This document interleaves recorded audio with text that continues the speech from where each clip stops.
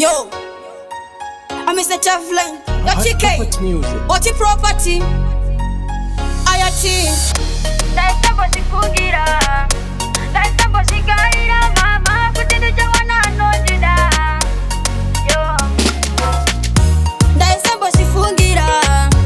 Daisa bosi kaira mama. Kutinu jawana no jida. Yo. Daisa bosi fungira. Daisa bosi kaira mama. Kutinu jawana no jida.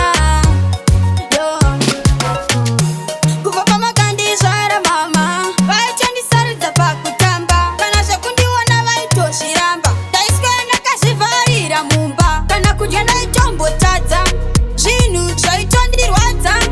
Asi ndaichamboshingira. Kusvika Mwari vapindira. Ndaisambozvifungira. Ndaisambozvigaira mama. Kuti ndichawana anondida.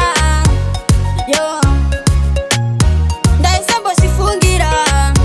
Ndaisambozvigaira mama. Kuti ndichawana anondida. Yo.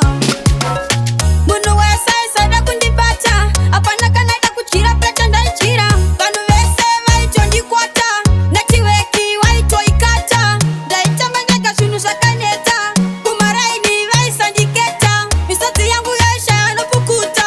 Zvamanje manje pesi ndazoseta. Ndaisambozvifungira. Ndaisambozvigaira mama. Kuti ndichawana anondida. Yo. Ndaisambozvifungira.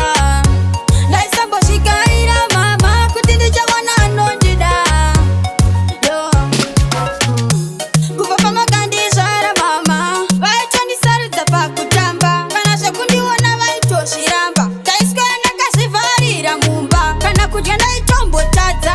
Zvinhu zvaitondirwadza. Asi ndaitomboshingira. Kusvika Mwari vapindira. Ndaisambozvifungira. Ndaisambozvigaira mama. Kuti ndichawana anondida. Yo. Ndaisambozvifungira. Ndaisambozvigaira mama. Kuti ndichawana anondida.